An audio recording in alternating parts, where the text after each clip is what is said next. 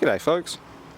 Well, just messing around this afternoon. I went to move the RAV4 and accidentally clipped a tub of oil that I'd put under there to keep out of the well, supposedly impending rain. Now I've got to clean it off the underside, or the inside of the back tyre at least. And I just realised something.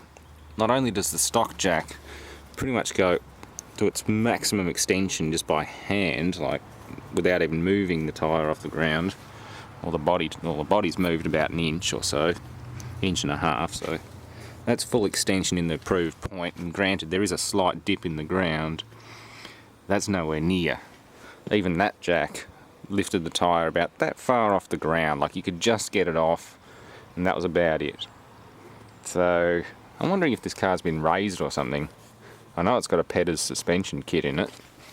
You can't see it very well, but with the other jack you can see the label and everything on it. It's got a Petters gas ride, or whatever, gas ride system in it. And yeah, I'm wondering if they've raised this a little bit. It does sit reasonably high, but still, the RAV4's always had pretty high ground clearance, and I'd expect that, say, if you pull over in the middle of the night with a flat tyre and the ground's not 100% level, you don't want to get to this point where the jack's out of travel and then realise you're completely screwed, because you're not going to be getting that wheel off. Not unless you've got a big block of wood or something. I've got a block of wood here to try, but I don't like my chances. Even with that, if I had a big enough block for that to sit on properly, which that isn't, I'd be happy to raise the car up, put a stand under there and lower it onto it, which is what I was intending, because I want to look at the drum brake while I'm at it. Not only take the tyre off and clean the oil off it, but look at the drum brake. But I can't even realistically I can put a stand under there and lower it down after taking the wheel off, but like, there's not much clearance. There's literally that much clearance. So I'm trying to find a solution to this problem, because the stock jack is completely useless if I'm out in the middle of anywhere and the ground is either soft, like it hasn't sunk very far compared with where the tyre is. It's maybe a drop of about an inch at the most, 25 millimetres. So if the ground's a bit soft, it's going to sink until it settles and hits a hard spot, and then again, you've barely even managed to take the load off the suspension, much less pick the wheel up. It's got to go another 4 inches or so. So I'm wondering, I think they have raised it. The tyres do look a little bit bigger, even though they're the same profile. Yeah, something's up, but I've got to try and find a solution to this. Because as a semi-industrial user, you're going through industrial estates and building areas and scrap yards, you're going to pick up a nail or a screw at one point, and sure enough, flat tyre, how are you going to change it? Not with that. I'll try it on level ground, but I don't think that's going to work. Do they? I guess the question for today is, do they make heavy duty scissor jacks? Because I do like the scissor jack and the way it stays level on uneven ground, compared with the trolley jack, which can be a bit dicey at the best of times. But those cheap orange trolley jacks ain't going to cut it at all. That one barely would, especially if it sinks into the ground. Now, I'm not carrying one of them in the back of the car all the time. Yeah, apart from carrying a heap of blocks of wood or something, what's the solution? I guess lots of blocks of wood. A silly question, just throw blocks of wood in the back of the car. I know I've got some in the Ford. Hell, if I get a flat tyre on the front of that thing, I've got to drive it up onto a block of wood just to get the jack underneath, because that's been lowered. It's got XR6 suspension and a lowering kit in it, so I can't physically get the little trolley jack that I bought for it under the sill unless I try and wedge it in through the side, but even then it's a bit tricky. So yeah. Oh well, I just want to find a way to at least get the oil off wherever it is, somewhere on the other side. Yeah, get rid of that sump oil tonight and hopefully not do that again. Don't leave tub of oil under car to keep rain out of it when you forget about it, and then clip it with I must have clipped it with the inside sidewall, and the tub's just flicked up and hit the underside of the car. That's the first I knew of it. I just heard this bonk sound and realised immediately what it was and had to scoop all this earth back. It's clean now, there's no oil on the ground, but it's just in there. Oh, there you go, that's about 35-40 mil of timber. Still not off the ground. You can see the sidewall's still got a bit of a load on it. It's not anywhere near off the ground. I'd say they probably raised this car a bit, plus the extra suspension travel. That makes things a little bit difficult. The front wasn't this bad. I could definitely get under it with that jack. That works fine on the front, but the back is a pain, and there's nothing on the suspension itself that you can safely put the jack under. And there's a tag on the casting there. I wonder if you could cheat by jacking up off that. I'm pretty sure that's where the manual says to put it. That's where you put it on the front. That pivot point where the bushing is, it's even marked on the other side of the jack. And again, you can pretty much wind it by hand.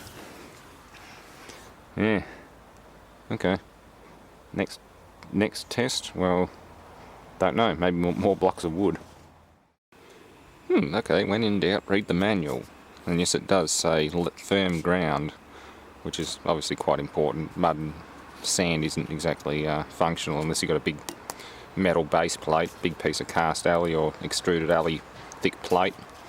Yeah, I just noticed something that's not very clearly printed on the jack. Like the illustration's about that big, and it is pointing to that tiny little cast tag on the arm, not the actual bushing mount like you do on the front.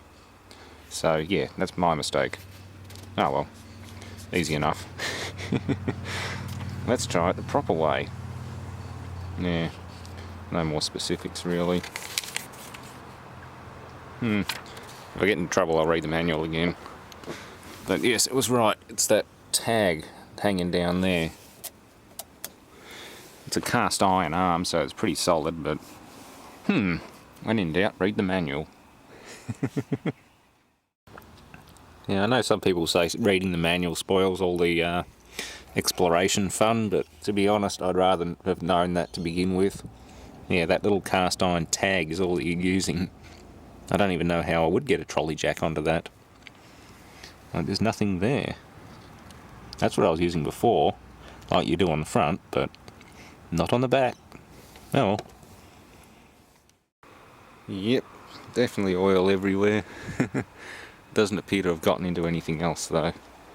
It's pretty good.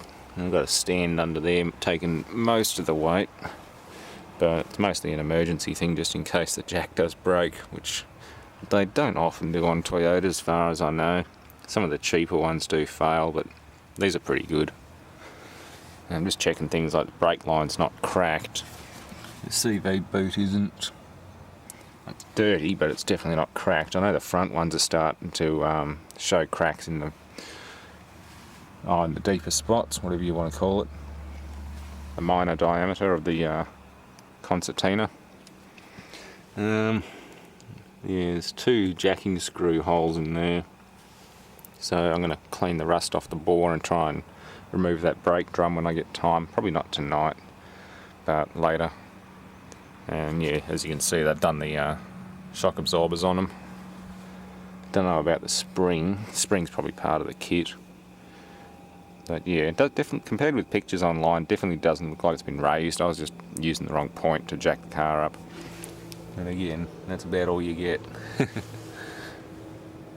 There's 2 rods going back here. I can't remember what this rear end suspension setup's called, but as you can see, there's a sub mount with 2 steel rods with bushings in them.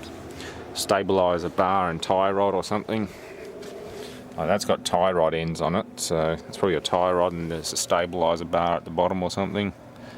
I really don't know. Looks like it's coated in plastic. You can see where bits of it have been chewed away. Flying debris, rocks, that sort of thing. The muffler's good, exhaust pipe's all good. The rear differential mount's been replaced. It's still got its part number on it actually.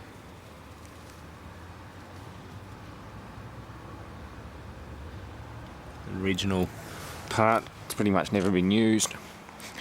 Like, it would have been fitted for the last roadworthy, and then they let the car sit and forgot to transfer it, and it went out of reg and everything, so yeah, hasn't been driven much. which is a good thing and a bad thing in some ways. Bad thing because you find out things have been sitting so long they're degraded. A good thing because it doesn't have an awful lot of kilometres on it. So yeah, I'll give this a clean out tomorrow too. I'll just go over the whole car, give everything a clean up.